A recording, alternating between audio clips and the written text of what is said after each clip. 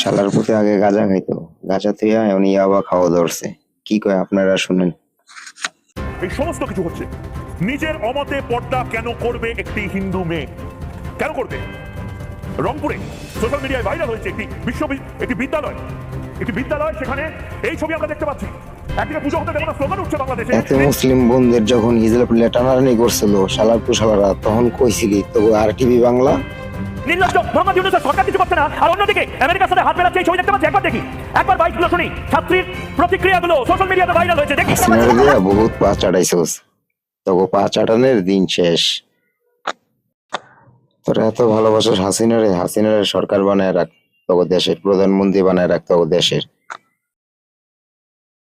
কোরআন শরীফের যদি সুন্নাত মুখস্থ করবে আর নাইলে হিজাব করবে, হিজাব ছিল, হিজাব থেকে ওরা হিজাব করতে বলছে, আবার পর্দা করতে বলছে। আবার স্যারেরা বাজেভাবে আমাদেরকে গালি দেয়। আমাদের ক্লাসে যে স্যার বললো যে তোমরা হিজাব পড়া